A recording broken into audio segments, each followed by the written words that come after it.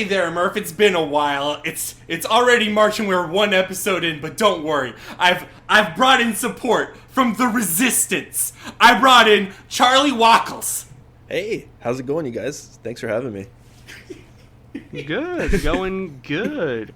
You're one of those like professional game journalism peoples.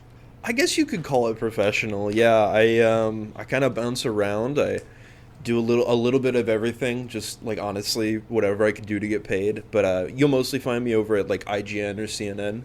But yeah, I bounce around quite a bit. How did you get into the field? It started. I was like, it was like 2015. I remember so vividly, like coming downstairs every day, like eating my cereal and watching videos from IGN on my parents' TV, and just thinking like, dang, this is something that I could do. And around that time, it was also the like Nintendo NX rumor cycle was like really starting to heat up, and so I was like locked in.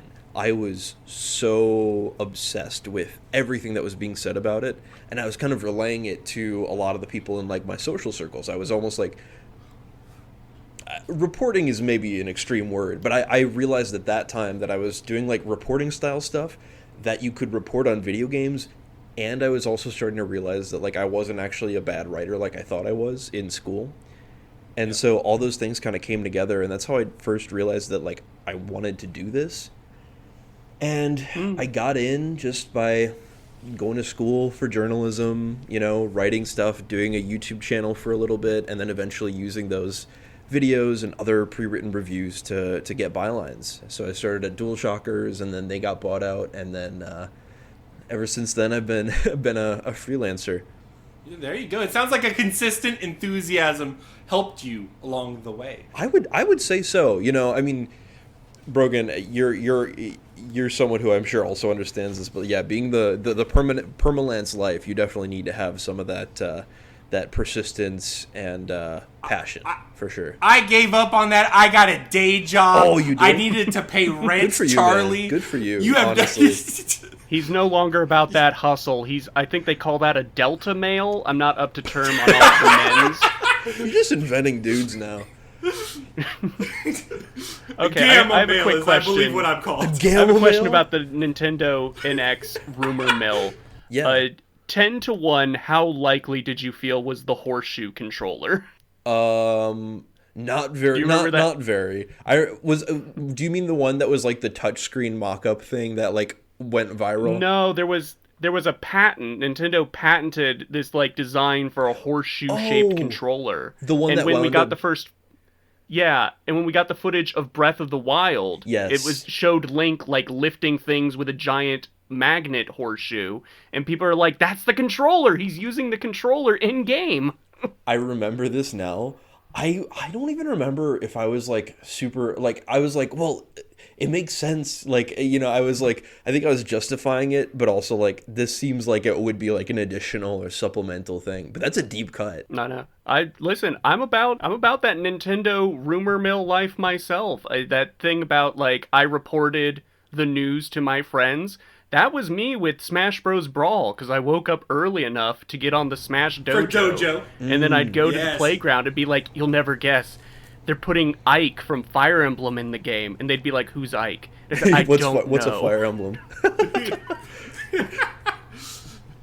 It sounds like for this coming Switch, do you still feel like it? For me, I think the speculation, a lot of it is based on like what you want to happen rather than what evidence is in front of you. Do you feel like that's happening this time around, or it did happen? Or well, I think it's weird because like last time it was such an unknown, and there were also so many patent filings like leading up to it, like, and some decently like considerably reliable leaks compared to this time around. Like we had some, but it's also just like the rumors around the Switch 2, definitely, you're right, did get bled into the broader like speculation and hopes and desires for things. Like the two screen situation, I think is a good example of where like, yeah, that would be crazy, that would be cool, but I don't know in what world that would actually happen. You know what I mean? As much as I would love it. I think I got Yeah. burned out on the Switch 2 speculation as a result of the Switch OLED speculation. Yeah. But you know what? You played something on the Switch recently. Charlie, you've been playing Pikmin. For the first time. The original. The original Pikmin. That's for the crazy. First time. Yeah, I never really had I didn't get a GameCube until like 2016. So I'd never really like played it. Like I had a Wii, but I also like wasn't that invested in anything but like Smash Bros and Mario Kart when I was a kid. Yes. So there's a ton of stuff even from that era that I've never played. And so yeah, this is my first time jumping into Pikmin. I am obsessed. I literally like cannot stop thinking about this game. Like I started playing it like 2 or 3 days ago and I'm almost done with it already. Yeah, and it's a short game technically, but it's also like real-time based, or like the time limit is like functional. Yeah. So like there's a little bit of a pressure there. It's fun. And usually like I bounced off of like Stardew Valley, for example, so hard because it has a similar like thing where it's like when it's time for bed, you're forced to go to bed.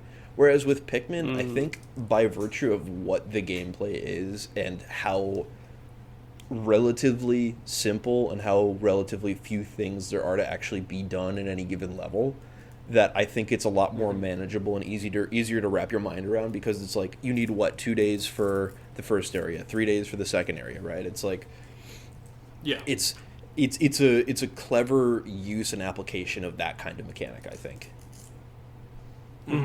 I agree, and also like it puts into perspective like the logistics of the day. Like in your head, you got to map out what you're doing. It's like, all right, these blue Pikmin got to pick up this bottle cap over here. Bada bing, bada boom. It's like super satisfying. It really is. No, literally, and it's awesome too, because it's like I think the phrase emergent gameplay sometimes gets thrown around a little bit too casually, but there is that emergent gameplay style feeling to it sometimes, where I'll be like, I'll almost create my own stories or apply my own like weird, silly external logic from beyond the realm of the game onto what's happening, where it's like, okay, I've got only a few red Pikmin, but they're all fully grown. And so this is like my elite team that I send to go do like the stuff that takes the longest time at the beginning of the day. So they're whacking away at the big black gate while I've got like the blue Pikmin that I need to take with me through the puddles and stuff like that. It's so cool. I really, really adore this game. I'm an admitted Pikmin sicko. I was a sicko for Pikmin even before I played the first one on the Wii, the new Play Control re-release, because I mained Olimar in Brawl because I was obsessed with the idea of a fighting game character with minions. But like the most enticing thing to me in any Pikmin game is when you land in a new area for the first time, and it's that struggle of I want to explore and see the mysteries, but also I got to make this day count for something, so I got to bring back like 2 or 3 engine parts or some treasures, something, you know? Right. Absolutely. Murph, you've been playing Techno Banter. I have. This is my first game of the new year, because this did release in January. And I was really looking forward to this. This was my favorite game of the last PAX West I went to. Okay. Techno What is Banter. this?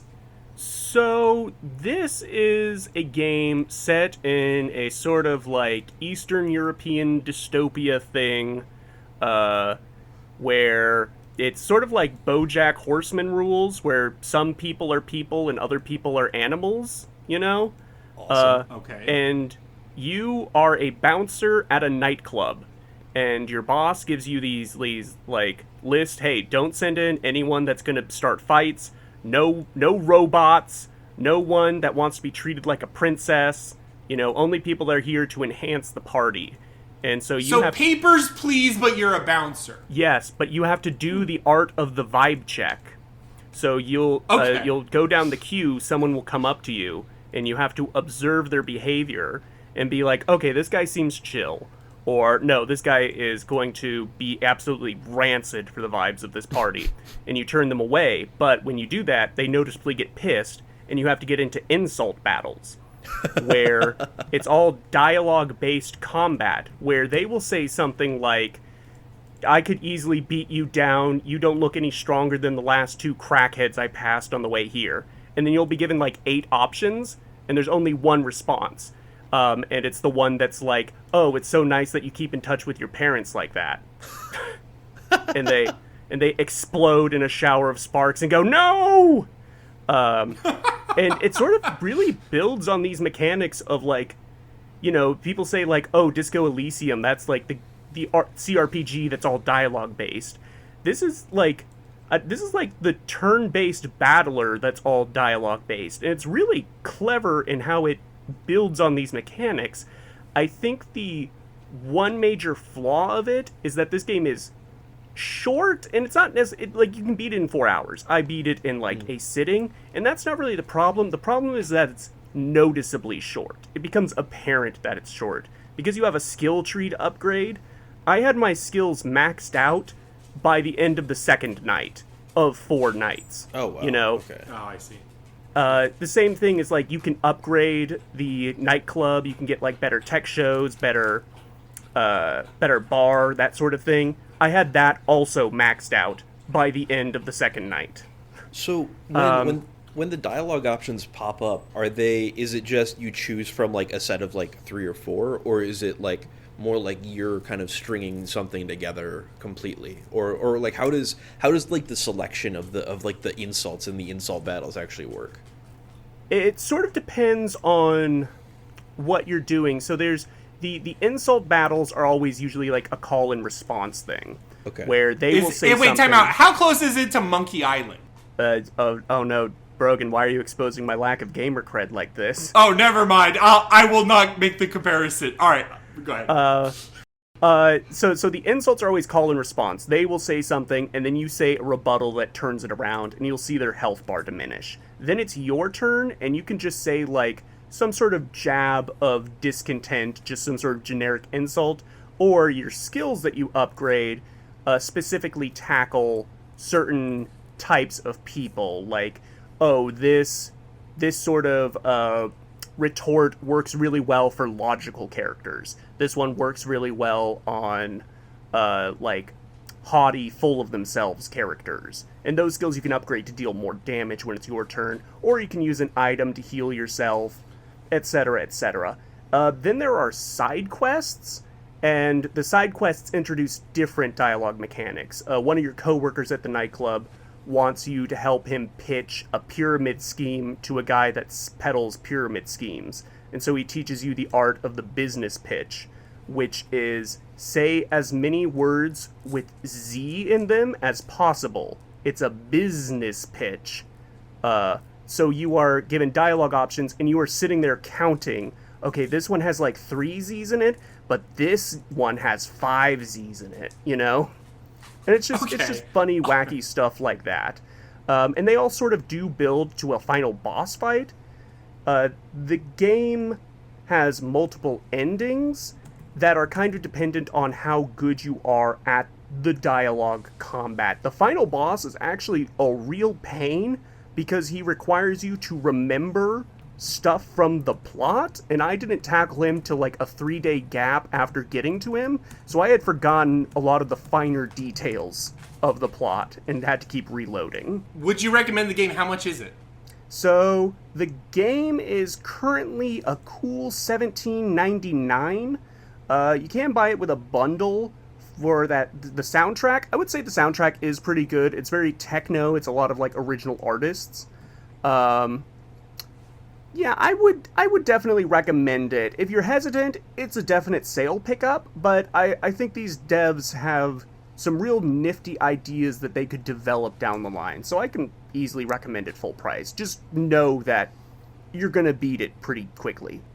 But tell me, Brogan, which fluids would the gun dog shoot out of his fingers? Wow, what a transition. I played Stories of Soul Gundog. I guess bullets. Liquid bullets would be the answer. Okay. This is a visual novel. I think I'm getting into a visual novel era. This is specifically, it's a new game, but it is inspired by PC 98 titles. It has like big Snatcher vibes. Yeah, it has that aesthetic. Yes, and it has like the 90s anime, or like late 80s, early 90s anime aesthetic that I love. And, I've also been like in a will I, won't I relationship with mech games and like mechs. Like, I like Gundam. I don't love Gundam. I like Armored Core. I don't love Armored Core. And I think this is like really a good outlet for me to enjoy the condensed version of like what's charming about these games, or about the genre. You play as like a security officer who once had a tragedy years ago, and now you're on board a ship trying to make sure everyone is keeping the peace. It's a visual novel, so there's not a lot of gameplay to it, but the UI is really impressive. The character animations are really crisp. The environments are gorgeous to look at, and there's multiple filters for like a black and white and like a simplified manga cutesy filter. Oh. All of them are great and good. I would recommend the game if you're like even kind of interested in that stuff. And the story has really good character dynamics that I enjoy. There's some mini games, but like nothing too crazy. It is a visual novel, so just know what you're going into. So what, like, flavor of visual novel is? Is this like a choices matter, 300 different endings type visual novel, or you're getting a structured, controlled narrative? You're getting a structured narrative. You can do things like in slightly different orders or whatever, but mostly you're going through a narrative, and it's not like a dating sim or anything. So yeah. Okay, can't date the mechs. Cool. I'm just gonna jot that. I know, you cannot date the... That's what I'm saying. Yeah. No, but it does scratch some itches that I don't think have a particular place right now. So, yeah, for sure. If you're looking to do, like, mech-related stuff, this is, like, a complete opposite genre from a visual novel, but I've played a couple betas or done a couple previews for Mecha Break, which is coming out soon. That was pretty fun. That sounds dope. I liked Armored Core a lot for its combat. I was like, that was like a different section of like enjoying. Whereas like I liked the heavy, weighty gunplay. I'm looking at this Mecha Break now, and like this combat looks good. This does remind me of Armored Core a little bit. 3-person squads, or it's a third-person shooter multiplayer. Yeah, this looks dope as fuck. Yeah, so, it's really fun, and it looks good too. It looks really cool. Yeah, it looks like one of those I'm going to have to fucking operate my config, fucking figure out what I can run up for 30 frames per second. Mm-hmm. I'm just imagining you with like a flight stick and like an air control headset on. Oh my god, I would love that. That'd be great. If I had the budget. That's going to be the next Daydreamcast budget, just giving me a fucking airplane sim setup. But Murph, are there any airplanes in the Myst Minute? In the Myst Minute, I'm thinking there's a Mackerel. A Mackerel's kind of like an airplane, just replace the wings with fins. Okay. Damn, that's true. Coming up on the second Myst Minute of the season, like before, I have like 5 of these.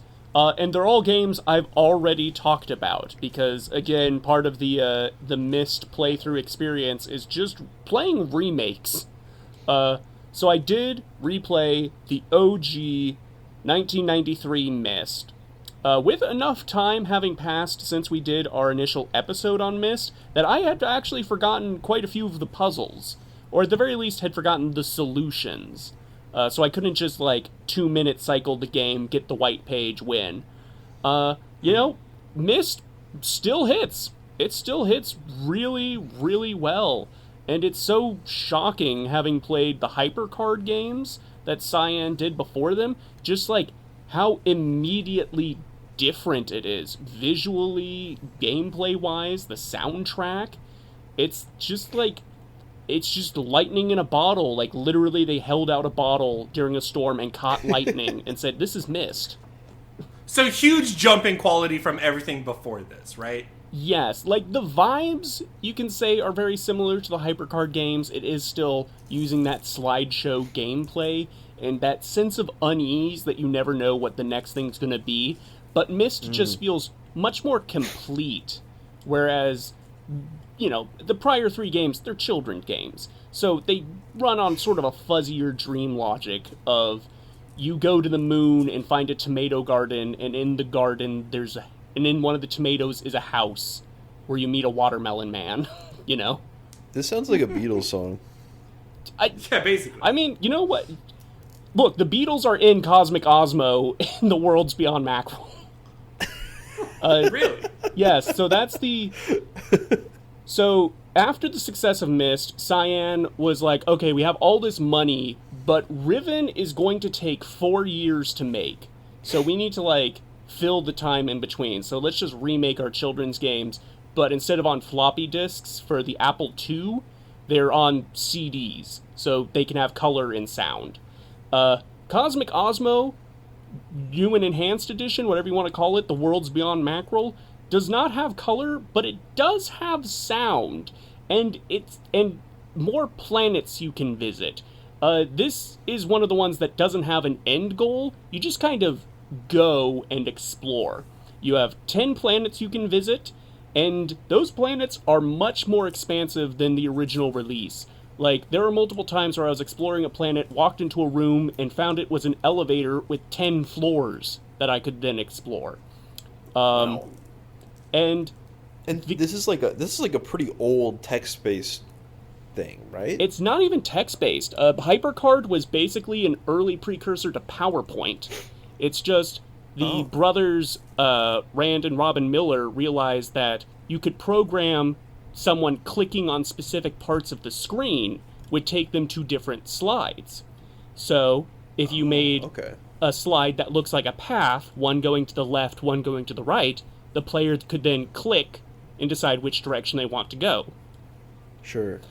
Super primitive, but it works.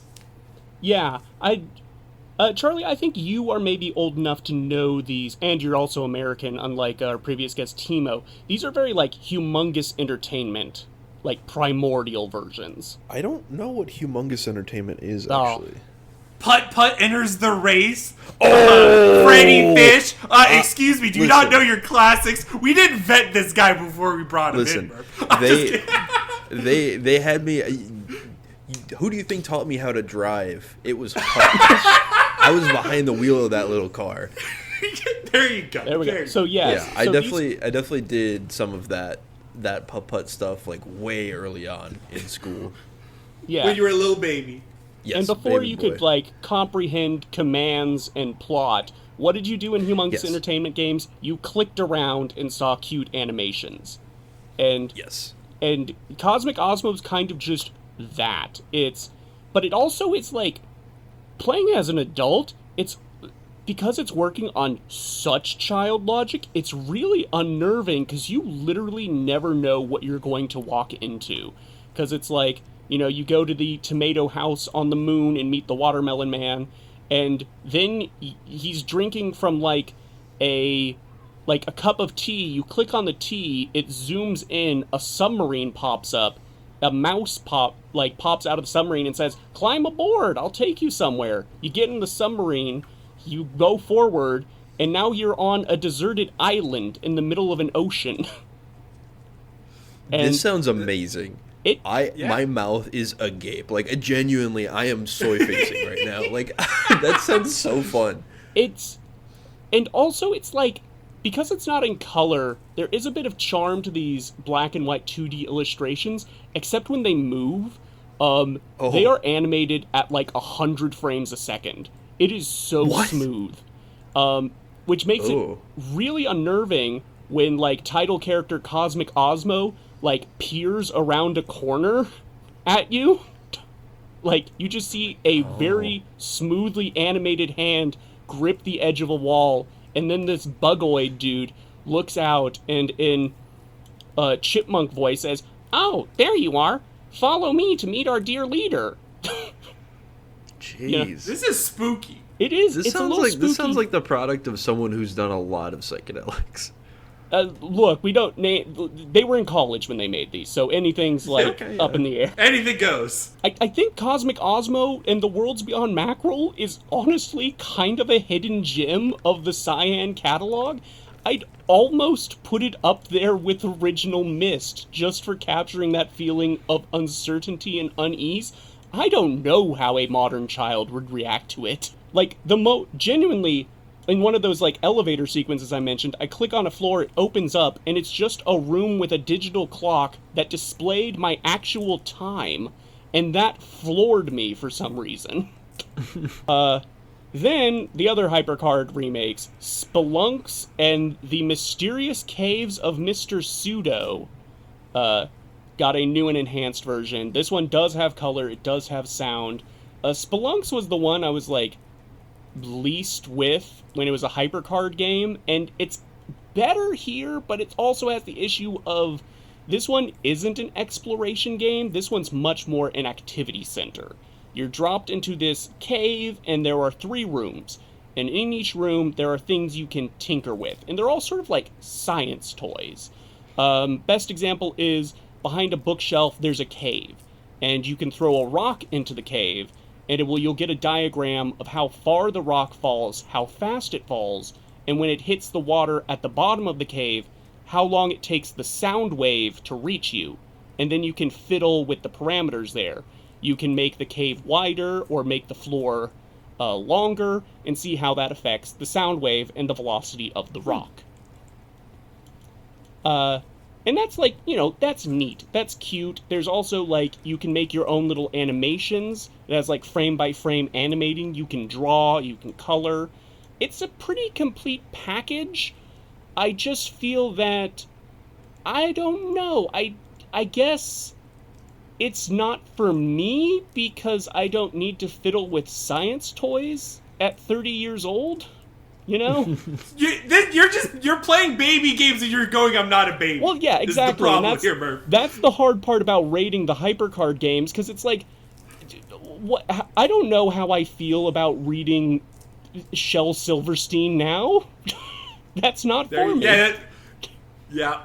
You are not the intended audience anymore, so it's rough. Yeah. How's the Manhole? Isn't the Manhole also a remake? So this is the 3rd version of the Manhole.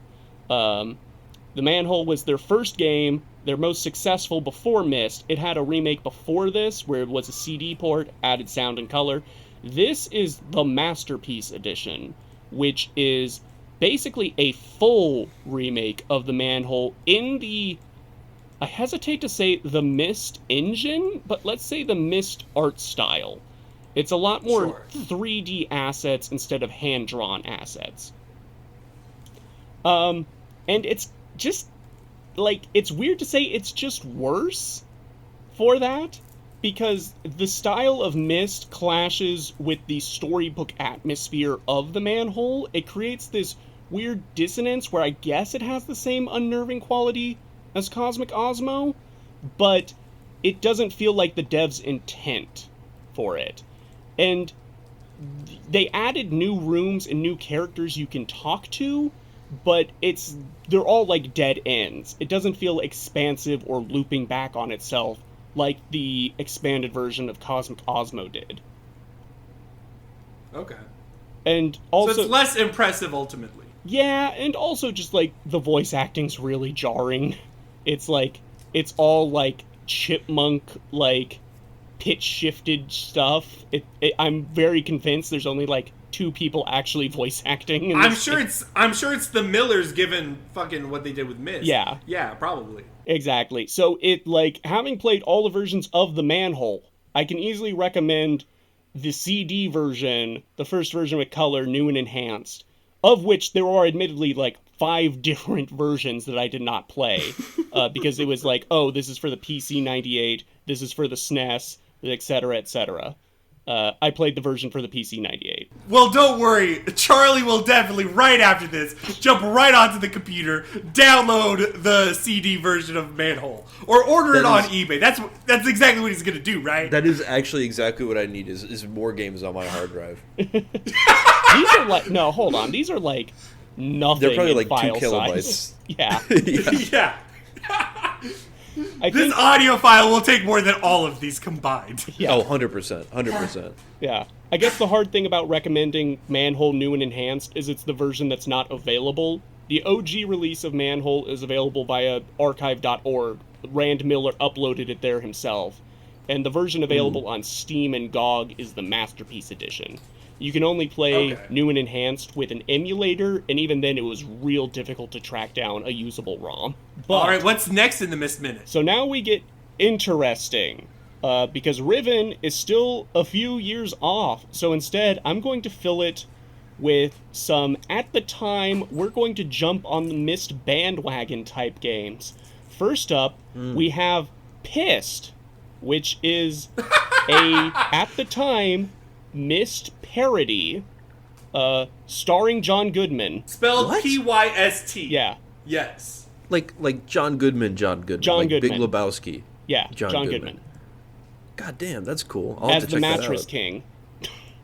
The Mattress King. And then also, my dear co-host, Brogan, pointed me towards a game that just got a re-release on Epic called Drowned God, which was a Myst contemporary that is pseudoscience, aliens built the pyramids manifesto, and the top backlog review for it begins with, "It's difficult to love this game because it sucks such tremendous balls." I'm so excited for you, man. You're going to love it. It's going to be a great game. Yeah. So that will be the next Myst Minute. Sometimes a game needs to suck some balls to be really good. I think Can we put Miyamoto that said that. on your, like, is that your byline? Is that... Yeah, that's how I sign off on all my articles. Oh, guys, are we ready for the Variety Minute? Yeah, Absolutely.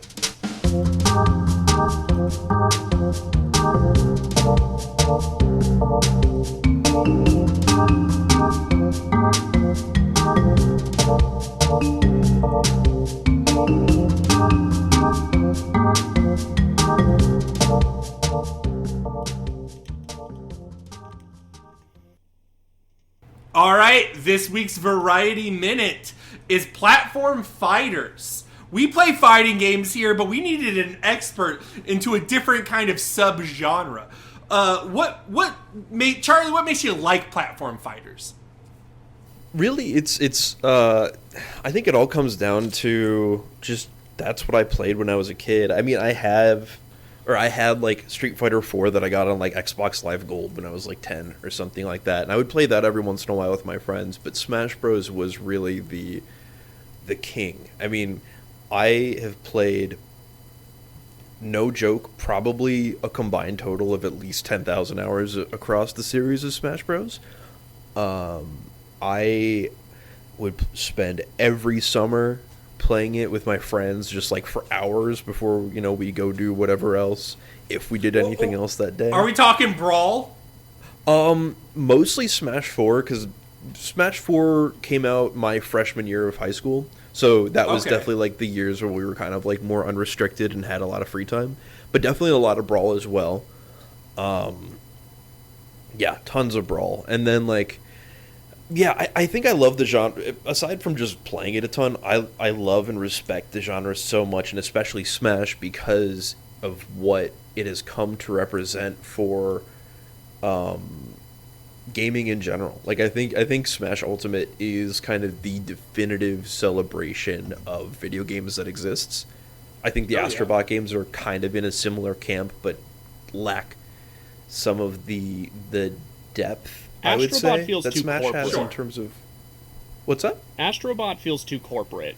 Like, Astrobot is definitely very corporate. And I mean, like, the thing is like, when they give a tribute to, like, Metal Gear Solid and Astrobot, it's like a guy looking like Psycho Mantis. Whereas, like, in Smash, it's like, we're gonna give this character a moveset that makes them feel like you are playing the game they're from. Yes. And that, like, requires a lot of love and attention. And not to mention the stuff like the codex for Shadow Moses Island, Mm-hmm. or the all sorts of stuff like that. Like it is just an insane amount of love and care that is put into a game, and I think it's why like Sakurai is like one of those directors where everything he makes, everything he touches, I think turns to gold. Like I really do. Like Kid Icarus Uprising is another one of those games that I think is just wall-to-wall spectacular. Hell yeah. Hell yeah. So platform fight, my love for platform fighters, I think, comes from that a lot as well. It's just the love and the depth and the respect and reverence. Let me ask you before we go on to other parts of platform fighters.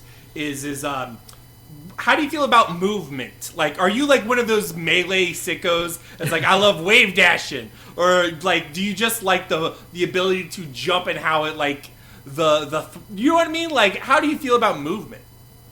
I think movement in fighting games in general is like usually the Widowmaker in either direction. It's actually why I think Ultimate, although it is the best game in the series, I think is the worst competitive game in a long time in the series. Yeah. Is because movement in Ultimate and movement in general in platform fighters is the bread and butter. I know how to wave dash. You can't really wave dash in Ultimate. You can like wave bounce and stuff like that, and I know how to do that because I am a competitive Smash player. I was gonna ask. Okay, so you go to locals, you do tourneys and stuff. Okay, it's been a while, but I was regular. I used to be the best Samus in Wisconsin for a very long time. Wow. Oh snap! Wow. So we can also add that to your resume. Best Samus in Wisconsin. Video games should suck balls. and you're a Samus main. That's good. I think that's awesome. I fucking love Samus in Smash. She's fucking so cool. great. And I love Metroid too. Just what makes amazing! me very happy. What are your other mains in Smash? Do you play others? Yeah, I play Samus, Dr. Mario, Fox, Ridley, a little bit of Donkey Kong, a little bit of K. Rool. Okay, you like them heavy. You like them heavy with a big swing. Sometimes I'll play like it really is just like a vibes based thing. I like Sephiroth too. He's got a big swing. Mm-hmm. But other times, I'll play like Fox or Falco or like one of the faster characters. But yeah, most of the Samus is definitely like my main. Like if I'm playing in tournament, I'm almost always choosing Samus unless I'm like fucking around and choosing Doc and doing some like nasty stuff. The Marios are meant for the combos, the styling. Yes. Well, to a certain extent. Doc doesn't have the same combo game that Mario has in Ultimate, but he does have a stomp. And he also has some like privileged ass normals. Like he can just do some stupid shit. Oh my gosh. Even though he's one of the worst characters in the game. Let me ask you, what do you call when two characters that are the same play against each other? Is it a mirror or a ditto? Well, it's an echo fight. Oh. Okay, not that one. But no, I feel like I've called it both. I think a mirror match is like, I think ditto rolls off the tongue better, so I say ditto more often than I say mirror. But I use them both. Just curious, as a traditional fighter, I have never called it a ditto match, but I get it. It makes sense when you play them. You're like, it's just a different vibe. And I think the other thing that's interesting is like they're different communities, and And I feel like there is like too much antagonism between the two communities, which sucks. But I find so much respect in that. Like, yeah, there's like an FGC that's also like, let me just say this, like early 2000s to like 2020 were dark times for fighting games. And like the Smash community was able to stick through a lot and endure like a lot of like Nintendo corporate bullshit, a lot of fucking tournament bullshit. It's like all that stuff's really impressive. Yeah, I have a lot of love for the Smash community. I definitely like nowadays like I think I fit more. I don't compete that much anymore. But I love the FGC so much. Like I feel like FGC has a little bit more like culture and history to it than the Smash scene that in a way that I really love and respect. And like I love Tekken. I love Street Fighter. It's just I'm too lazy to like lab. Like I don't lab in Smash. I just play. I get that feel. I get because Smash is just so much more vibes based because of how smaller the move pool is. If you get a cool combo follow up, that's like serendipitous. That's not planned.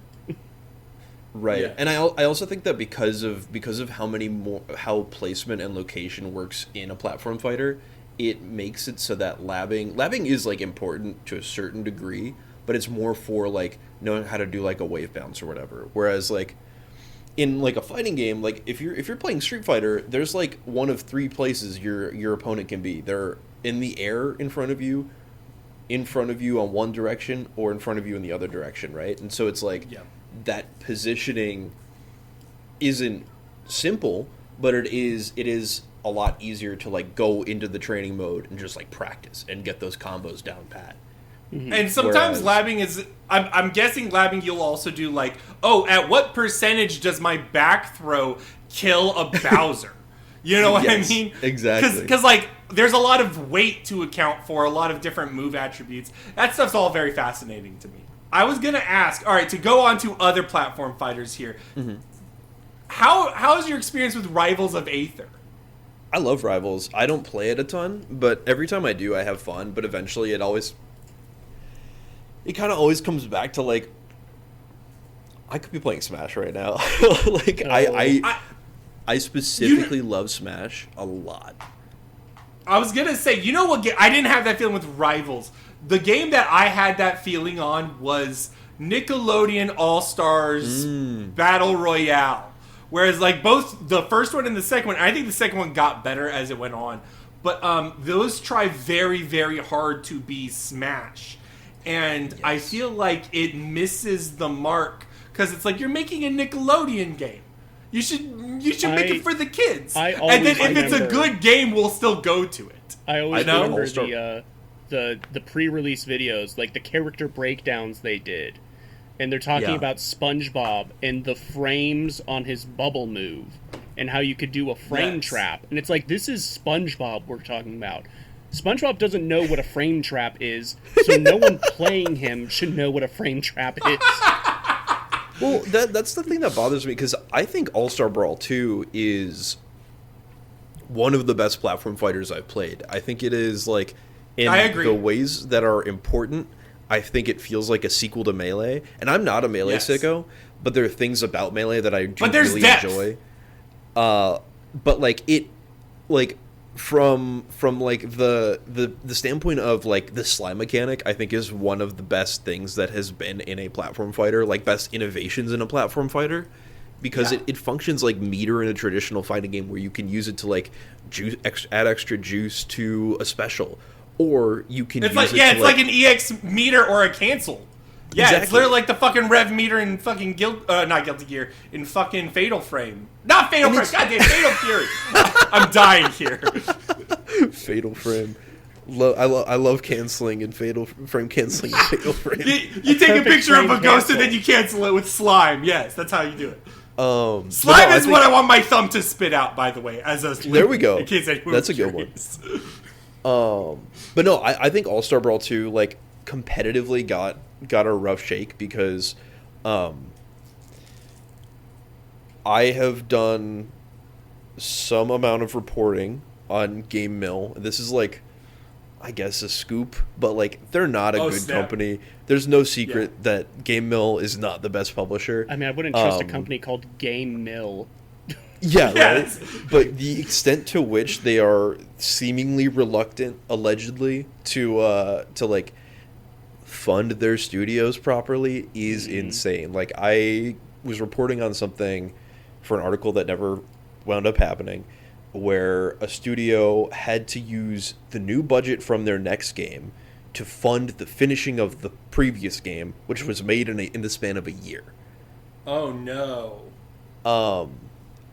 And that game may or may not have been one of the worst rated games ever made, and then the one that came after that was even worse.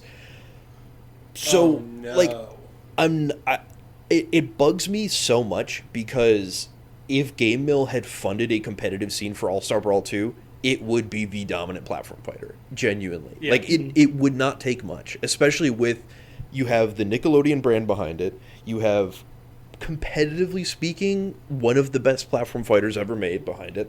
You have all the voice acting from, you know, these classic beloved characters. You have regular DLC support, and you've got some like flashy ass cool combo systems and characters that really break the mold. Like Plankton in that game is like a grappler zoner, which is so cool. Sounds like it's all up my alley. I'm in. Yeah, I love that game. I reviewed it for IGN, by the way. Go watch it. There you go. Good plug. We love the plugs. Yeah, and I feel like support is like really what like makes a lot of these games like do or die. And like Nintendo, like I think Sakurai did good with support, but like Nintendo does not want to support Smash very well. Let me ask you, with platform fighters, did you ever play Multiverses a good bit or not? I did. I actually reviewed that one as well. I thought it was really good. I just thought it was flat and kind of floaty. Like I feel like compared to Rivals or Smash or Nickelodeon, there was just something to it that felt a little lifeless. I guess so like slow. It just, I don't know, and I don't love the way that like the moves connected. Like it just felt like it needed more time, because I played the beta. I didn't play like the final release or whatever, just because I didn't have time for that. But no, I agree. It was really fun. I really enjoyed what I played, but unlike other platform fighters, I got tired of it very quickly. Yeah, I feel like the beta was, I was more hopeful, and even then I wasn't like in love with it, because even then the live service elements were creeping up. But when they did the final release of it, I feel like they took the wrong lessons. Like a good example would be like during the beta, they pushed 2v2 doubles a lot, and I actually felt like that was one of the aspects I liked about the game. And then they dropped it, and they're like, they didn't drop it, but they're like, let's focus more on one-on-one, where the game is not shining. And yes, it's bouncy, it's stiff. It doesn't feel very like fluid in any way. And then in a 1v1, you notice that way more. Right, because there are fewer interactions happening at once that you have to like keep track of. And then I completely agree, and I love like, across different competitive fighting games, I love playing dubs. Like Smash Ultimate, I think doubles are way more fun than one-on-ones. Yes. And I think Multiverses especially was so well designed for and equipped to handle doubles that's another one of those situations where like if they had leaned into it, funded the scene, and somehow made it into the dominant doubles platform fighter, they could have done that pretty easily, and it would have succeeded, because you're right, Brogan, the dubs in that game are so fun.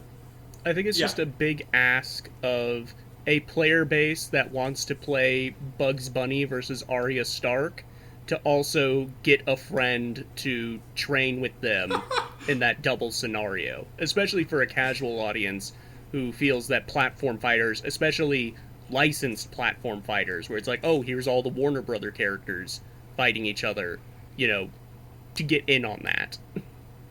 On one hand, I agree with you, Murph, but on the other, I think that with fighting games, because the money is so limited still, it's kind of an if you build it, they will come situation to me. Where, like, I mean, Smash Ultimate gets crumbs. Little just like, you gotta look under a microscope to see it size crumbs from Nintendo. And the fighting game community at large is in kind of a similar spot where, like, money isn't that great. Prize pools aren't that big, aside from, like, Street Fighter and Tekken, like, and Mortal Kombat. Like, there's not... Esports money gave up on FGC, like, 5 years ago or 10 years ago. Exactly. If Warner Bros. Put in, like, even a small, like, if they put in like $50,000 a year, they would have reaped that back in droves. Like, that community, like, people would latch onto it just for the money alone. I agree. But why do that 100%. when you can have 3 different currencies and a battle pass? Well, some companies want too much money. Oh my They gotta gosh. make all the... Was there ever a fighting game scene for Cartoon Network Punch Time Explosion? No, unfortunately not. That actually reminds me, speaking of funny fighting games, I won an arms... I top 8'd an arms major one time. That's what I'm talking about. Okay. We have a champ here. We have a victor. That's what I'm talking about. So the thing I'm leaving out is that ARMS, by the virtue of the size of its competitive community, 14 people is a super major. So if you win one... So I won one match and I got in the top 8 at a super major. You did not go 0-2. That's what I'm talking about. That's true. I did not 0-2. That is the important part. Well, hold on. I just want to elaborate on the Cartoon Network platform fighter real quick, because that did have a moment I think about constantly at the end of its story mode, where you have Chowder, you have the Powerpuff Girls. I think there's also some weird deep cuts, but the deepest cut is to defeat the final villain. They let their powers combine, and they summon the secret fighter, Captain Planet, to save the day. Awesome. He shows up like Sonic at the end of Subspace Emissary. Yo, that's actually sick. Also, I didn't know Chowder was in that game. I may have to become the best player in the game. Oh yeah, Mac and Blue are in it. They're the ice climbers. Oh, that's fun. Are Mordecai and Rigby in there too? No, I don't even think Adventure Time is in there. I think it's very much like, I don't know what you call that. This is cartoons. Yeah. But Chowder was in it? See. Yeah. Chowder's at, I guess there was like a year before. No, because Adventure Time came out before Chowder. Yes, yeah. Is that right? Did they have Flapjack? That's the real question. Flapjack was in it. Oh, I think true. Knuckles was also playable. Knuckles? Oh, Knuckles. Yeah, no, not Knuckles the Echidna. He was the ultimate crossover. Oh my god. Smash can't get Knuckles, but Cartoon Network Punch Time Explosion, that's where it's at. As long as we're mining the forgotten also-rans of the world, what about TMNT Smash Up? Y'all ever play that on the Wii? No, but I'm a TMNT fan. I play as the TMNT characters in Nickelodeon. I know, I hear they're the I Fire played Emblem Mikey and characters of that Shredder game. and Rocksteady. Yeah. Well, you would like TMNT Smash Up. It has your two favorite characters, Usagi Yojimbo and Fugitoid. Usagi Yojimbo is the name of the franchise. Miyamoto Usagi's the guy's name. Oh, I'm sorry. It's okay. I'm just kidding. They have the fucking rabbit.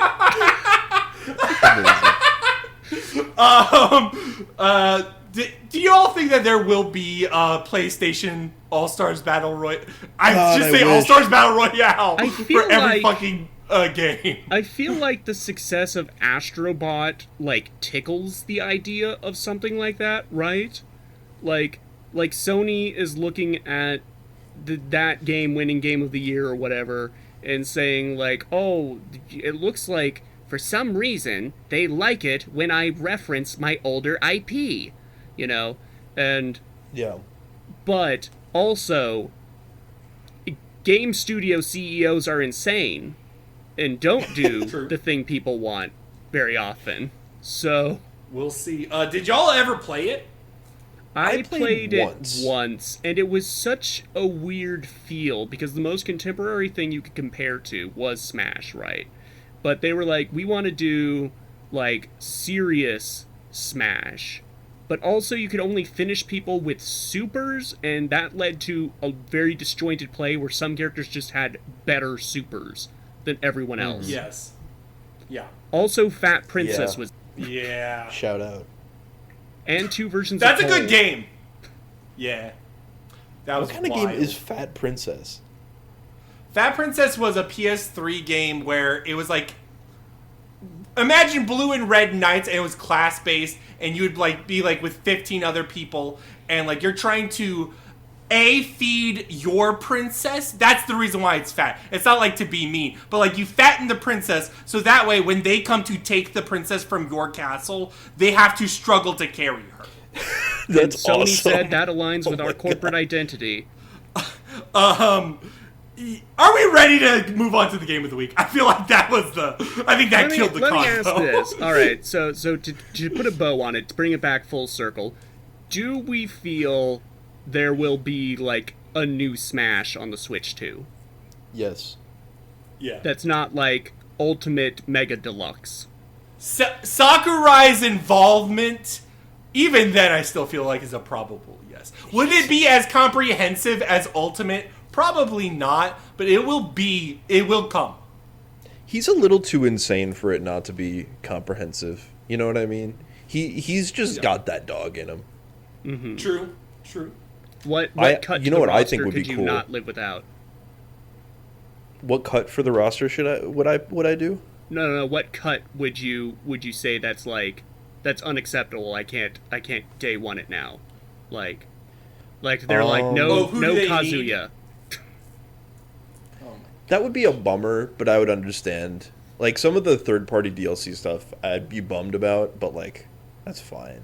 Like, I don't think you need Crom in there. Well, no. We can agree to disagree. I like the big 30-party picks. I like Banjo-Kazooie. Sora from Kingdom Hearts. I don't think, like, if a new Smash comes out, I think Sora would be a hard get again.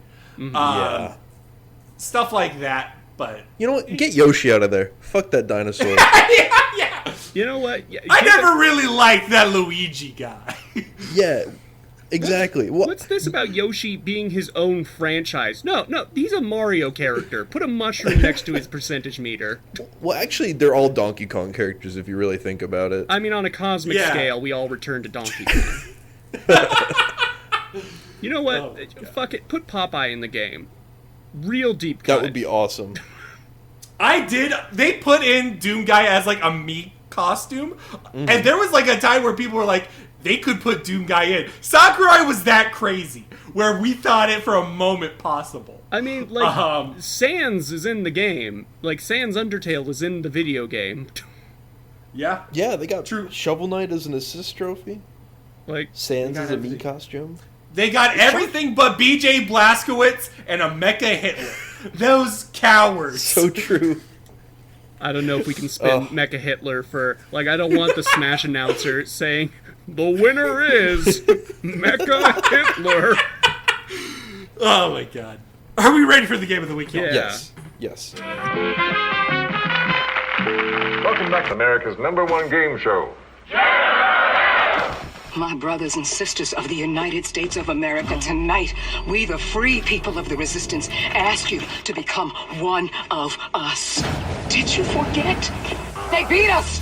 They murdered us! They executed us!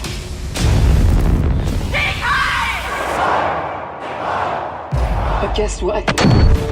They fucked with the wrong country! Come and fucking get me, you fascist Nazi pigs! And if tonight we see you on the streets with a knife, or just your clenched fist fighting the powers that be, then you are one of us!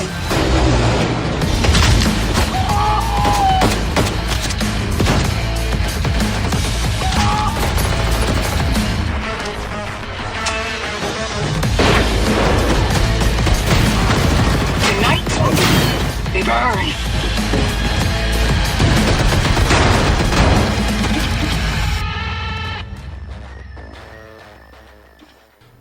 Our game of the week is Wolfenstein II: The New Colossus. The Wolfenstein II was a sequel to the hit game Wolfenstein: The New Order, both by Machine Games. It is an alternate history where the Nazis have won World War II and conquered the world.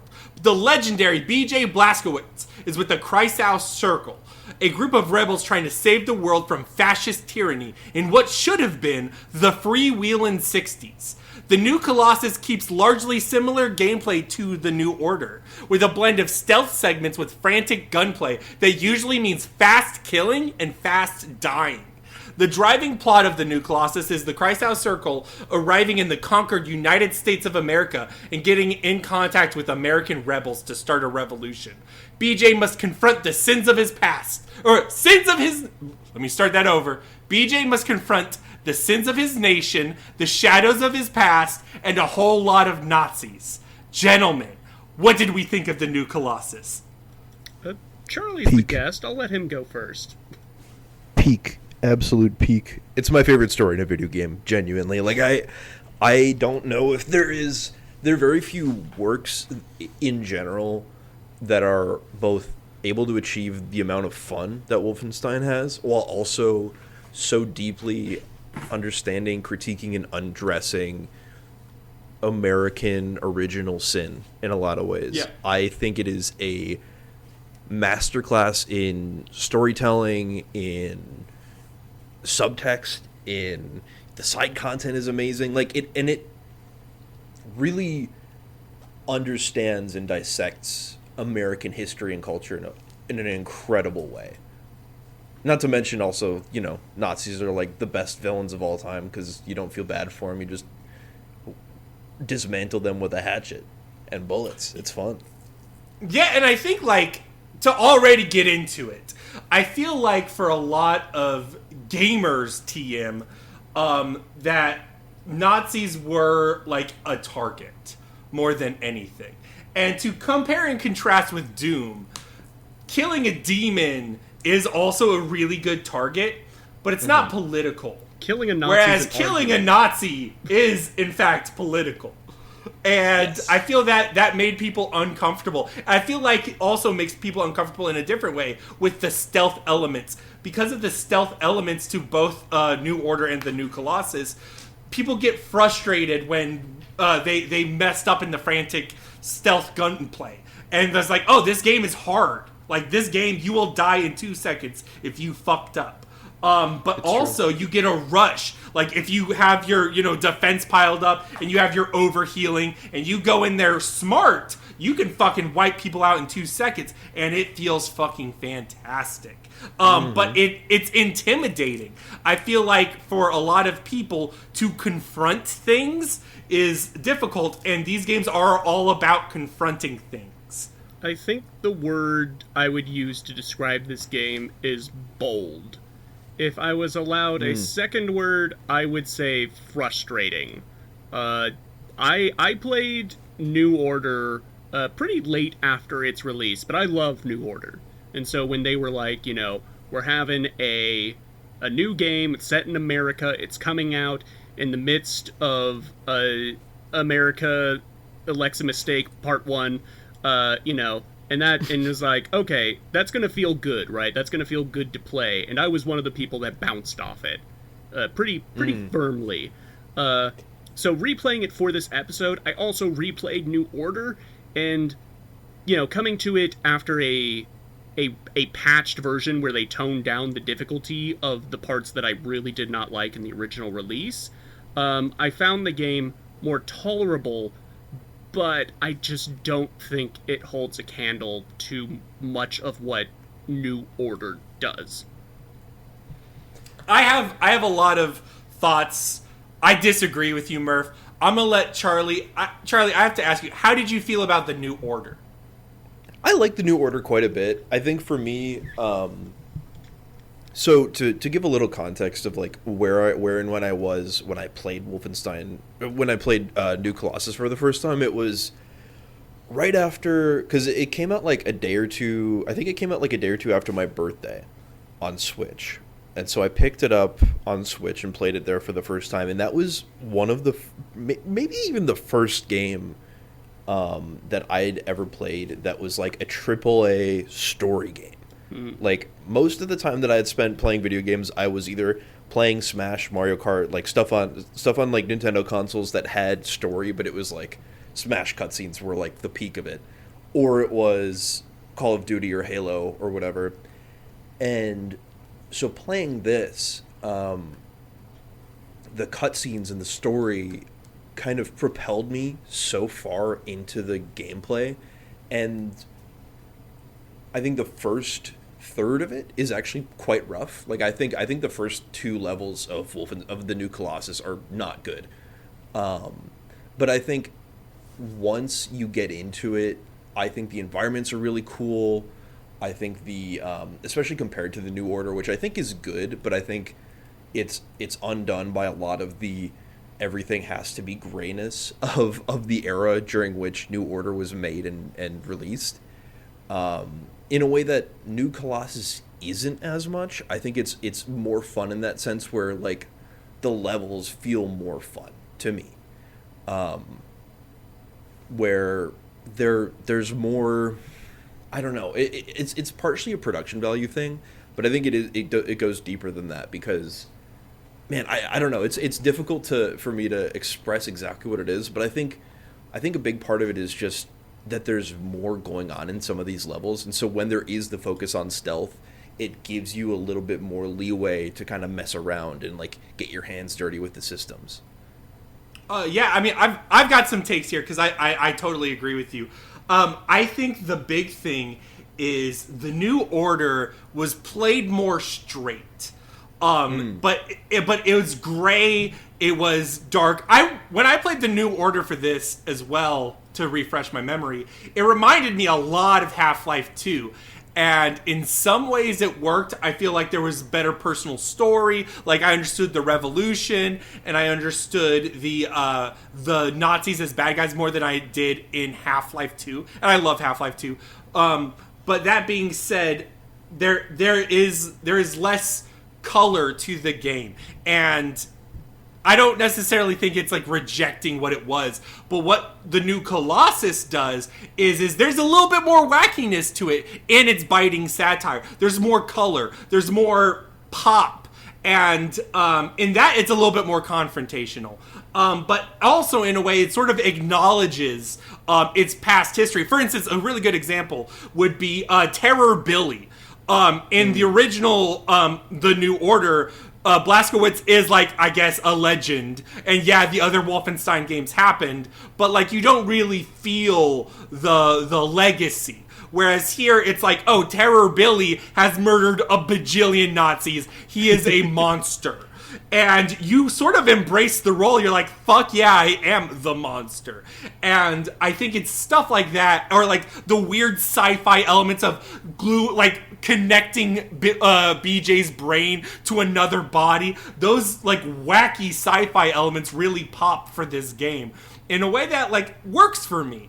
And because there's a more personal tragedy to it, I feel like it's also doing more. Like, yes, the New Order is about Nazis taking over, and yes, that's bad. But you're right in that the new Colossus is directly dealing with America and BJ as a character. BJ feels more like a character here with his Jewish heritage and his abusive relationship. A good example, actually, is also fatherhood and parenting as like major themes in this game.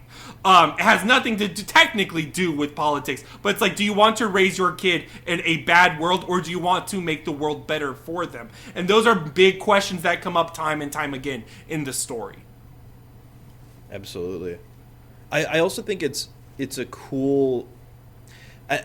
looking at the cast of characters, I think between the first and the second game, I think is really like a good way of highlighting and examining the life and color and vibrancy of these two games. Like, the Jimi Hendrix character in the first game, I feel like was maybe the only real flash of color in life. Yeah. In a lot of ways. And Set, too. Set's really fun. But in the second game, Anya's really fun, and Set is fun, and then Grace and Super Spesh, and you know, all these really cool characters, I think, don't get a chance to shine until the second one.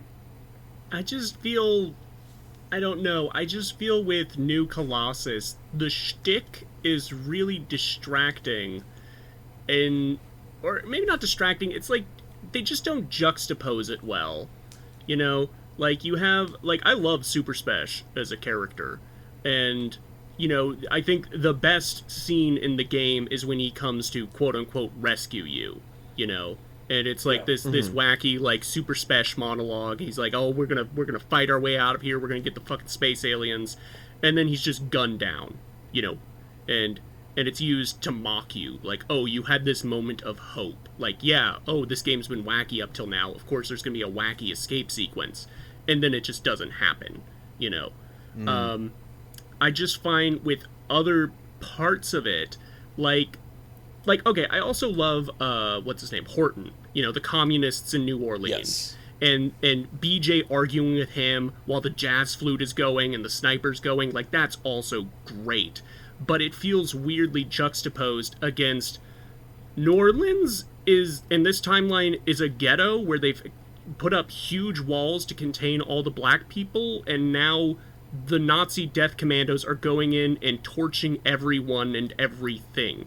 It feels like that should be weirdly a more somber level, much like the death camp in New Order, you know?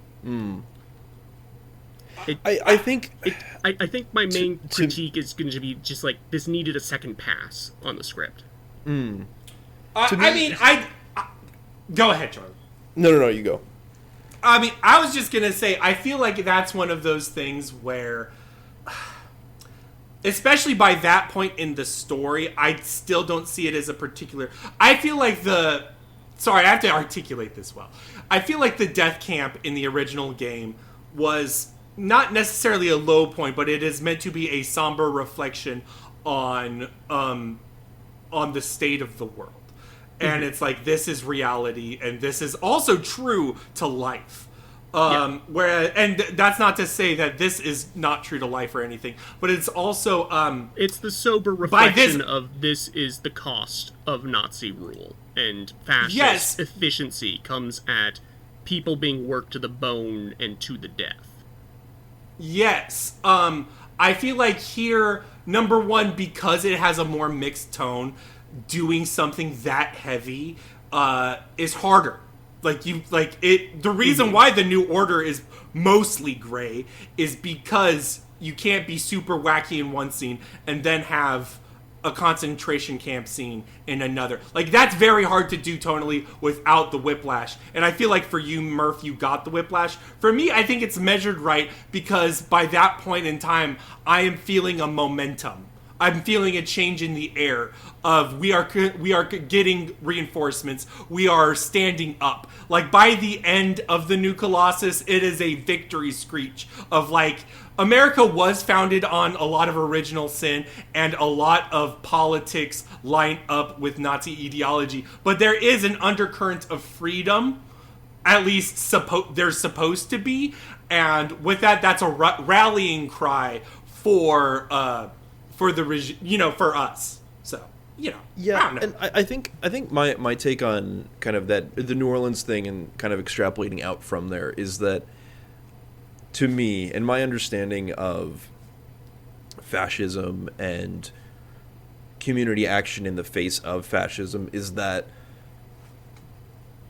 fascism as a concept, as an ideology, and as an oppressive force wins first in the mind before it wins in the streets, right? Mm-hmm.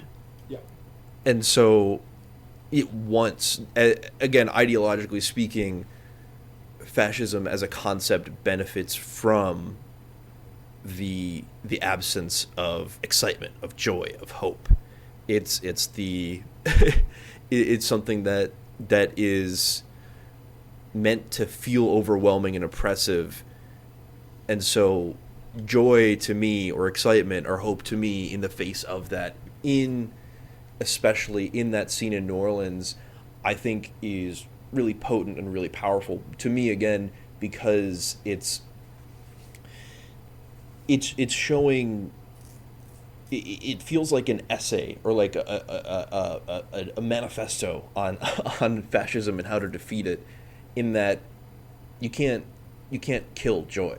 You can't kill hope. You can kill people. You can take lives, but you can't take the things that are ultimately defeating to fascism away from humanity without wiping out humanity as a whole. Mm-hmm. And I also feel like on a semi-similar parallel note, another example of the color difference is that the Nazis were more serious, or at least more serious as oppressors in the first game. And perhaps in a sort of fascist way, they may have responded to that more because they felt strong and they felt like a threat. I think it is also important in this game that they're more of a mockery. It's okay to laugh at them. In fact, it's very good to laugh at them. Hitler is a ridiculous person and is awful and deserves to be made fun of. So I feel like the lighter tones in here are meant to the Nazis. Even though they've won, they're ruinous. They're suicidal. They're ridiculous. Mm-hmm. And because of those elements as well, it has to balance that tone in a more difficult way. I think... But I go ahead. Go ahead. Oh, all right.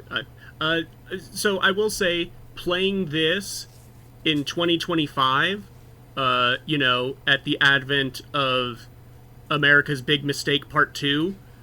This may not be a topical pick. Yes.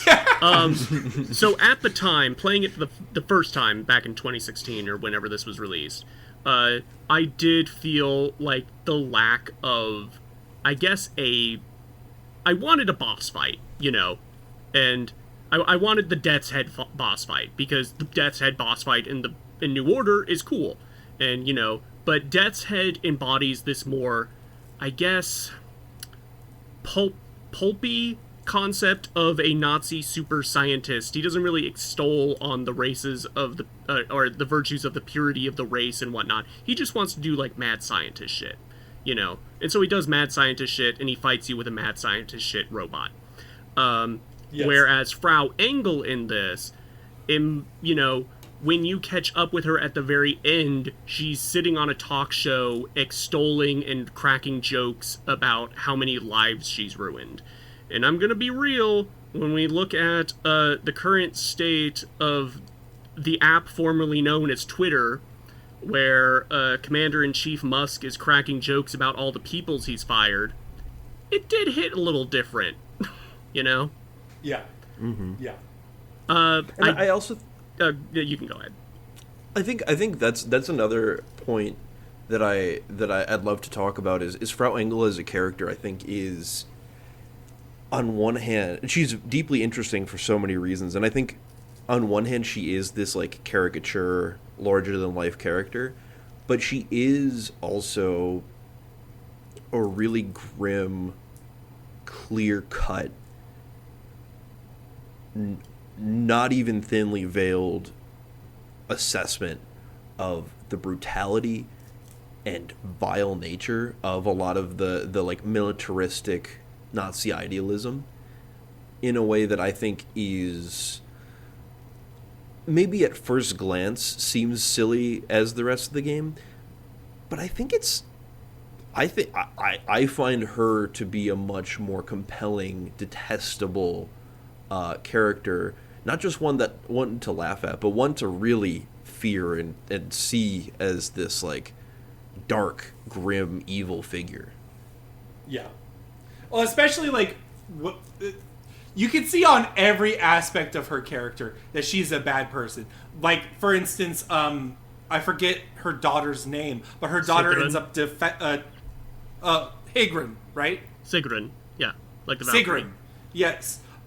She's an awful mother to her, and it also puts into perspective, especially like as a direct contrast to BJ's father. Like those scenes are right next to each other at the start of the game, so it becomes very obvious to see that there's parallels here of systems and people, like, being raised and encouraged with prejudice, and how and what it does to the people they're being raised, I think it's just, and this also goes to when BJ confronts his father for me, is that I guess him and Frau Engel are dispatched so quick that it feels almost like an afterthought. Like, I don't know how to articulate it. It just, I wanted the comeuppance, I suppose, that came beyond just mangled with a hatchet.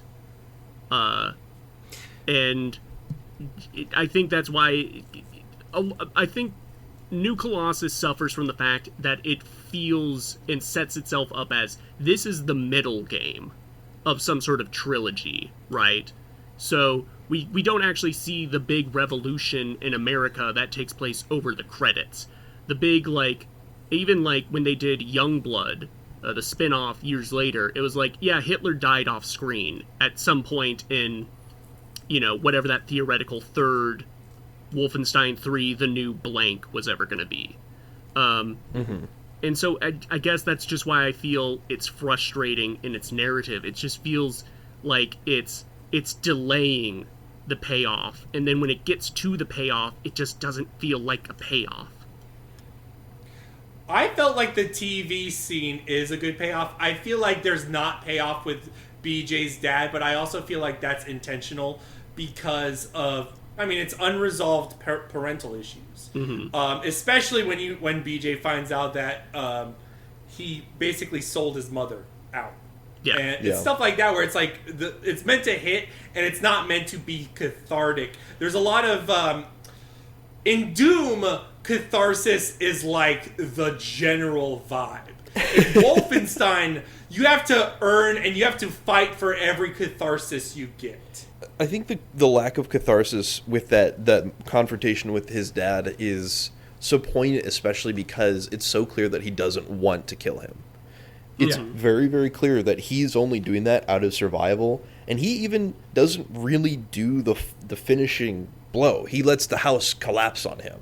And I think that symbolically speaking is, for me, a lot more powerful than this catharsis of, completely mangling him, because it's, I don't know, it's this understanding that this is not a cathartic thing for BJ.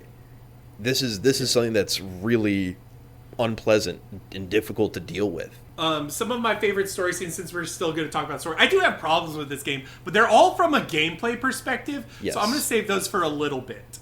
But for now, I think the other thing that really gives me hope, or at least gives perspective, is like during it's like in the same scene, but it's before, where he's reminiscing on his childhood crush or his childhood love with a black girl. I don't remember if she's ever named Billy. Yes. But there's a scene where a rat is drowning, and she sort of is the defense for the rat, and it sort of gives BJ the humanity to realize that life is precious. And in terms of fascism, there's a lot of trying to make other things vermin. If you compare something to a vermin, you dehumanize. And once they're once they're not human, once they're less than you can kill them. And I feel like that scene is such a nice little bit of hope to realize and change BJ's character to be like, yes, this is, you know what I mean? Like, the humanity is earned. Mm-hmm. Yeah. And I think that's especially powerful given, like, BJ's background and the specific, like, nature of how the Nazis spoke about Jewish people too. I think it's very deliberate that I mean, obviously, they wouldn't have written it if it wasn't, but I think it's very deliberate too that it is like this thing that has been twisted and symbolized in such a dark and evil way to represent something that BJ in some way identifies with. And I think that that's a really interesting kind of like, she's saving him, Yes, absolutely. And for me, all the cutscenes hit. I feel like Wolfenstein: The New Order was at its best when it was not trying to be Half-Life 2. When it was trying to be a stealth game, or when it was trying to be this character drama. And I feel like the new Colossus really excels in the character and the story. I feel like gameplay, it goes to higher highs, lower lows. A really good example is the tech trees are much more based on killing and using the weapons for the killing instead of like particular feats. Another example is a large portion of the game, BJ has 50 health and not 100 health, which means he dies faster. He has 200 armor, which means that if you're more particular, you can be better at defense. But that means it's a harsher penalty when you're starting to fail. And there's less general stealth segments. And because of that, it can be frustrating. And it goes back to, I feel like the game wants you to be frustrated at points. Yeah, I totally agree. I think the stealth is frustrating in a mixed bag. And I think the fact that most of the stealth is front-loaded onto the first half of the game, the first, like, third of the game, which I also think is not the strongest part of the game, is really telling. Like, that submarine level, every time I replay this game, the submarine level at the very beginning is such a slog. It is dreadful. Mm-hmm. Yeah. I think that, for me, the issue with the stealth is, and, on paper, it's not that different from how New Order did it. Stealth is a means to pick off your enemies and specifically take out the commanders, because if they are alerted, then they'll call reinforcements. But in New Colossus, the commanders are often positioned at, like, the end of the stealth segment. Meaning, if you've snuck through the level all the way to them without raising the alarm, a lot of the times you might as well just move forward and completely not even have to worry about them. There was times in this game where I had an alarm raised and I just kept running forward, and eventually the alarm stopped because I was in a new area, you know? Yeah. I think it would have been better if the commanders were placed like more mid to the level, or maybe they were more tucked away. But oftentimes they're just literally standing right there by the trigger for the next scene. I'm mostly thinking of this in the same like submarine segment. That is definitely, like, there's a long hallway, and he's at the end of the hallway. So you're likely either going to get caught in the fray, or you're going to be done with the level. Mm-hmm. Yeah. And, like, it also goes to, like, there's a lot of, like, combat segments that can feel frustrating, because cover is a really big deal in this game. And, like, you remember the scene where he's caught, and there's a dream segment where he's on trial, and he, like, tries to kill a bunch of them. It's cathartic for a moment, but yeah, the original launch of this game, that was incredibly hard, because you're like in the middle of an arena and you're getting shot at and you don't have cover, and you're like, oh my god, dude's literally spawning behind you, like just appearing. Yeah, like that was more tolerable in the patched version, and I saw the devs' vision for just like, no, this is real. BJ's really breaking out. The bodies are piling up. This feels like plausible.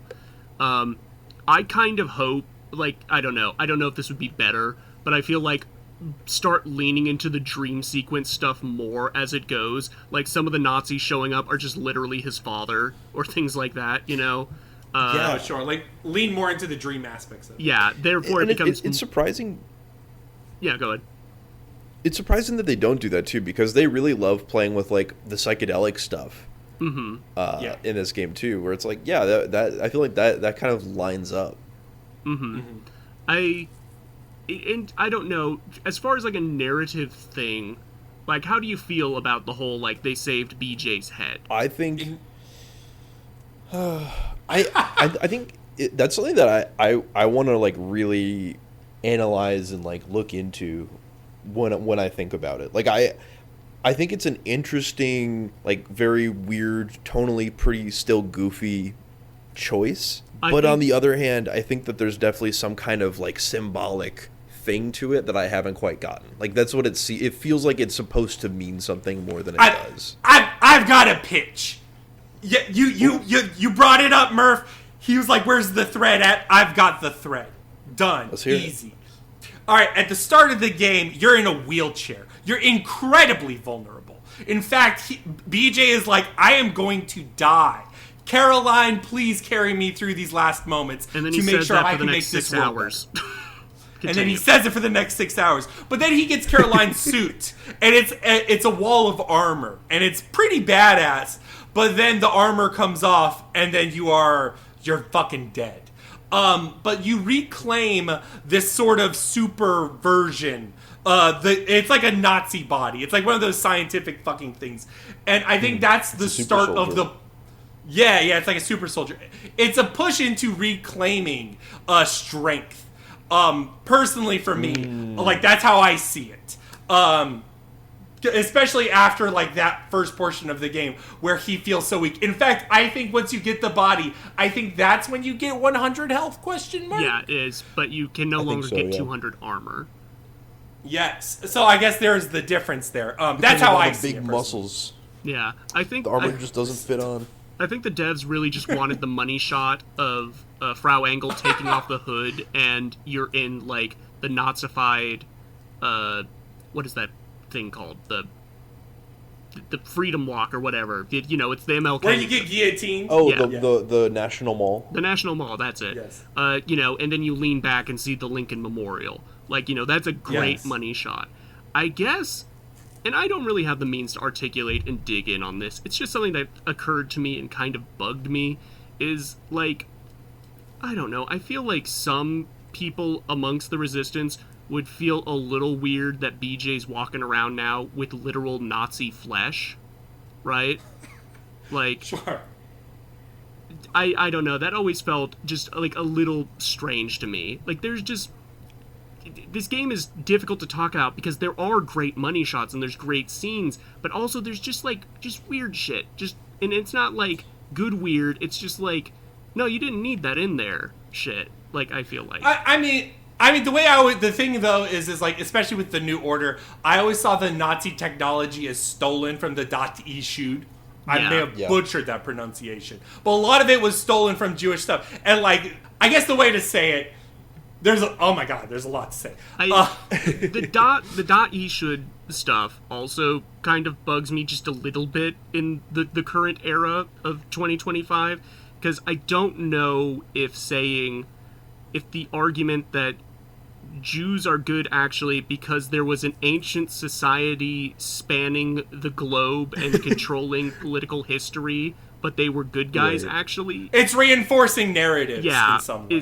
Which may be one of the reasons why they liked the New Order. I feel like here it's fine because, number one, the Nazis are thieves. They don't make things. They steal things. Mm-hmm.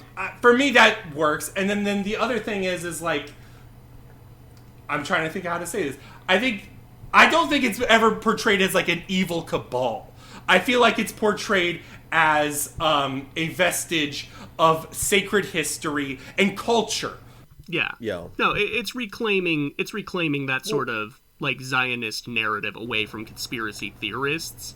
Yes. That's what I would say. I just don't know if the take should be they did develop weapons, but it was just for the sake of like math. You know, I don't know.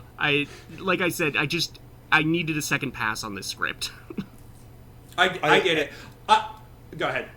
I do see where you're coming from with that, because I think that is like on one hand it is definitely a little questionable, but also on the other, like I don't think anything was explicitly designed to be weaponry though. Like that was all stuff that Set made using the technology that was available. Yeah. In New Order, there's sort of a conversation he has with Anya that you can listen in on, where it's Anya and one of the other Resistance members that gets killed off, and he's like, so you guys made weapons, and Set's like, well, they could be used as weapons, but that wasn't the intent. The intent was just to see if we could do it, you know? I do also, like, as long as I'm just listing off my petty grievances, I also... Seth Roth is a character I really like in the New Order, because he is, like, wacky scientist man, but he has, like, this very sober, like, empathetic part to him, because you meet him in the death camp, and there's all these, like, flashbacks to conversations between him and BJ.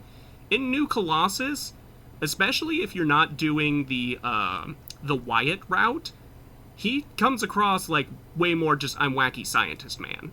And that's because we already know him as a character, and so we make way for new characters like Super Spesh and Caroline and stuff. You guys talk. I want to highlight something real quick. I think the hub is really good. I do like it. It's I awesome. I love the submarine as a hub area. It is 10 times better than the New Order's like sewer basement. I don't know how else to say that. It is a sewer basement. The submarine is really, really cool. It's intricate, it's dense, and it's full of life. Yeah. I think that was super important, is to see survivors and to see rebels and how they talk about you or they talk about their own problems. It's really cool. Mm-hmm. Sometimes I wonder if this game would have been better served by being an anthology. You know? Like, maybe... Because a part of the thing is, like, BJ's just a small part of this greater resistance. So maybe lean into that by having, like, when BJ's captured, maybe you do a mission as someone else and have a bit of different gameplay there. You know? They did that a little bit with the DLCs. I actually have complaints about the DLCs. But the DLCs are, like, character-specific. They're very fictionalized and pulpy, though. They don't really deal with, like, rebels. You know what I mean? In that sense. Mm-hmm. But they're fun and pulpy, and, like, I liked the stealth. My favorite stealth in the new Colossus was the DLC. Mm-hmm. So, with the I actually Femme didn't Fatale. know that there was DLC. I gotta play that. Oh, yeah, it's like Yes. it's like comic books. Some of them recycle levels. but some do have entirely new ones. Brogan's right that the one where you're playing like a British femme fatale spy infiltrating Hollywood, that's like the best one. The other one is about like a black football player breaking out and getting back at the KKK that repurposes the New Mexico or the Roswell map as a shooting arena where you're just gunning down dudes in white hoods. Okay. And then the other's like a soldier one, but like the soldier one's not great. The soldier one's boring. No.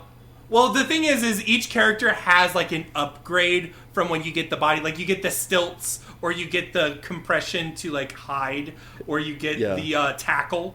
And each character has one of those. I feel like the levels are more designed for those characters, so I welcome that. But yeah, like there's a little too much reuse. Oh yeah, how do we feel about the 3 upgrades you get at the 3/4 mark of the game? I've actually never done the tackle one. I did it for the first time this time. It's a little annoying because the very first mission you get after that, you're like presented with 3 ways to get into a building, and they're all for the different upgrades, so it doesn't really feel like you made a choice, you know? Also, that you can do what were they? The crypto missions, the Enigma machine missions, and get the other upgrades. That was the first time I did those in a playthrough of this game. Those are actually pretty neat, the Enigma machine missions, because you go back to old levels, and they are changed. It's like time has passed. Like New York's set at night now. You go back to the Blaskowitz farm, and the people making the Terror Billy movie have just recreated the Blaskowitz household, and so you're in there trying to find the the director of photography and things. I want to highlight something. We've been talking a lot around it. How did we feel about the Roswell segment, like where you're in America, I think seeing how it works? That is the thesis point and the best part of the game, is to show just how small town America is won over by this, because the Nazis throw parades, they get the riffraff off the street, you know? It doesn't matter that they still see us as a conquered people. Like, the best joke in the entire game are the 2 KKK guys being chided by a Nazi commando because they can't speak German, and he's like, oh well, you know, English is going to be a dead language soon, so you better learn, or you're going to be like those degenerates, you know? I think that is that is where the writing is strongest. I also adore it. I think, again, I think to me the thesis of the game is when we first meet the freedom fighters in New York, the Black Panthers, and oh my god, why am I blanking on her name? Grace Jones. Grace, yes. Grace says monsters Okay. didn't do this, men did. I think to me that's the thesis point of the game, but I agree. I think the Roswell section is spectacular, from the kind of Inglourious Bastards-esque scene with the milkshake to the fucking what are the KKK fucking bumpkins failing their German, which was very funny to me, because a very, very shitty person that I took German with in high school talked exactly like that and fucked up the German in almost the exact same ways, and that tickles me a little bit. There's also one that's super fun. It's like a Fraulein. It's like an American woman. Basically purity being I don't like that rock and roll. Yes. But then she says something like, how could you like that one band? They're Austrian. They're not pure blood. And then the Nazis is quick to be like, our Führer is Austrian. Excuse me. We're going to put you on the list now. And it's so fucking, oh my god. I think the game needed more segments like that, because the thing about America is America's big, you know? And I think there are so many different avenues you could explore. What does a Nazi takeover look like here, you know? And I think for most of the game, you're down south, except for when you go up to New York. And, the reason for that is historically the South would have sided with the Nazis, and et cetera, et cetera. But I don't know. What's Seattle doing during all this, I'm pretty sure the whole story is that they nuked pretty much the entire country west of the Rockies is nuked. Okay, I thought it was just New York. But maybe I'll have to double check on my Wolfenstein lore. I think, if I remember correctly, it was like New York got nuked, and then there was another nuke on the West Coast, and then the Japanese Empire got the West Coast, and the Nazis got the East Coast, essentially. Okay. I think. See, that's just stuff I think would be interesting to explore, I agree, and but I also think that for the story that this game is trying to tell, it didn't need more of that, in the sense that for what it not to say I don't think that would have been good, but in the sense of the arc of the narrative and the pacing of the story and where those things are happening. I think I agree. I would have loved to have more of it, but I also don't think that. I think it was a deliberate decision to be we don't need to have more of that because we have something that we need to bring much more focus and attention to because of the personal stakes of the narrative. Mm-hmm. I liked the verticality of some of the combat levels. I just wanted to say that before we wrap up. That massive train station. Oh my god, so fun. Yes, I love it. There's parts of this where the gameplay does really shine. I really like the added heavy weapons. I love those. I like piloting the big giant dog. That's fun. This is the first time I've ever done the what is his name? The other guy, the Scottish guy. Fergus. This is the first time I've done the Fergus route, mainly because, I don't know, it never made sense to sacrifice Wyatt. 100%. It never made sense for BJ to sacrifice Wyatt, I guess. So this is the first time seeing the Fergus route, and I missed the diesel gun. I missed it so much. That's such a fun weapon. I love the fucking... The guns in this game, I think, are super, super fun. I love the fucking shotgun. It's so satisfying. Just see them blowing chunks immediately. I'm like, yes. That 3-burst thing, or the machine gun, or the automatic mod for the shotgun is so cool. Yes. Doom, oh my doom. gosh. The sound design and weapon art style, I think, for this game is also one of the reasons why I just adore it so much. The diesel punk aesthetic is so sick. Mm-hmm. Yes. And I feel like the enemies are better. Again, it's more frustrating when you're dying, but I do appreciate the enemy encounters. I really liked the moment where you meet Grace and then you have to protect them from a thing. That arena is difficult but very satisfying. Yeah. Mm-hmm. Maybe it could have done with more arenas, but maybe that would put it too much like the Doom reboot, Yeah. Because you're right. It's a fine line. Defending the top of the Empire State Building and the patched version of the courtroom scene, that's where the combat comes alive for me. Because you're not trying to duck and hide so much. I mean, you are, but it's more of a cat and mouse thing. And I think this game did need more cat and mouse, especially with the stealth aspect. If you could lose the alarm just by hiding, that would make this game much more interesting to me from a stealth perspective. Something more like how Uncharted 4 does stealth. I feel like there's an appeal, especially when the New Order... I think the New Order just did it better. But, when there's, when you're caught, and you're I have to kill this guy now. Yeah. So, I am now gunning for that motherfucker. Mm-hmm. And you can't the alarm stops. Gun too much in this, because the moment you pop out of cover, some dude you didn't see is going to melt your health bar with an automatic. Yeah. I still really like this game. This is if I had to rank it, I would give it a 9 out of 10. Me too.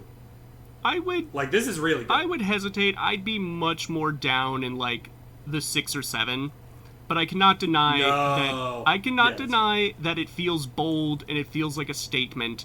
And in a sea of AAA games that feel like they were made with no ideology, this game has vampirically siphoned off all the ideology onto itself, Yeah. And that is important. I guess it just doesn't feel, as I said before, it doesn't feel cathartic, especially in the current times that we are living in. I guess you need to kill more Nazis, is what I guess we do. On live television. Yeah. Yeah. That would be great. That'd be awesome. Are we wrapping up, friends? Nintendo needs to do another year of that green fella. So true. I like real life Luigi. That he should come back. All right, Charlie, you want to plug your stuff? Tell us where we can find you. Oh god, you can find me so many places. I'm mostly on Blue Sky these days at don'tfeedthecharlie.bluesky.social or at CHAS_MKE. That's Chaz Milwaukee on Instagram and Twitter if you're still on that one. I have a weekly food blog that comes out every Monday. I'm working on a ton of stuff later this month for GDC. You'll find my work at IGN and the Epic Games Store blog mostly, but I might have a couple other spots that I'm covering that for. I'm occasionally over on the Backlog Banter YouTube channel as well, hanging out with Tucker and Abram from time to time. There you go. Yeah, I've got a lot of irons in the fire. I'm also a line cook and a substitute teacher. So oh, wow. I have, there you go. Like my brains are scrambled trying to think of where else you can find me that would be of interest to your listeners. Yeah, just hit me up on Blue Sky. I feel like that's definitely the best place to stay tuned on everything that I do. But yeah, please check out my blog if you have time as well, because I put a lot of work into that. There you go. I'm interested in the food blog most. I love food. Fuck video games. Yeah. Let's do a food podcast. Fuck this shit. We're done. Like time and place. Like literally, like let me know. I'm there. Murph, where can we find us? Well, you can find us. If you're listening to this as a podcast, just go up to your red circle, your Spotify, your Apple Premium, and just click the little subscribe button to get more Daydreamcast directed directly into your ears. Or you can go on YouTube, where you can find video episodes of this, along with some additional content that we do, some Let's Play stuff.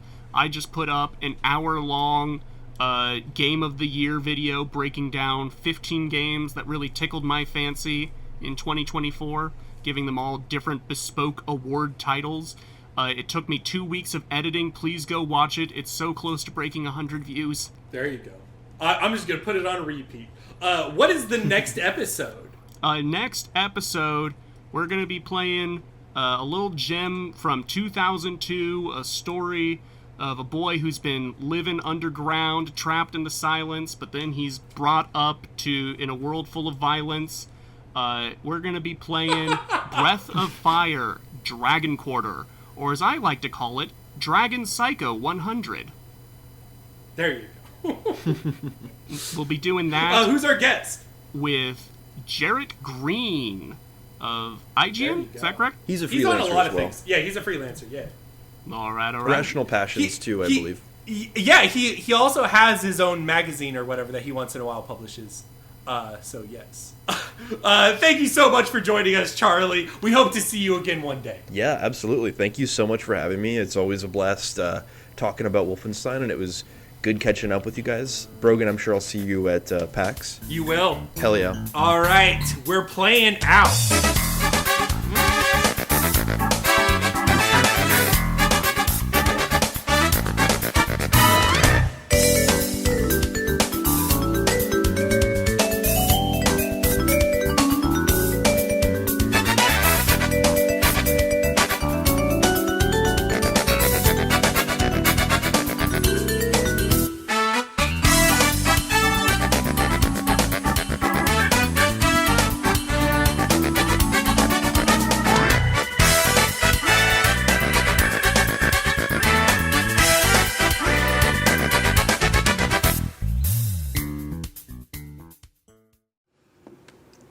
The New Colossus by Emma Lazarus.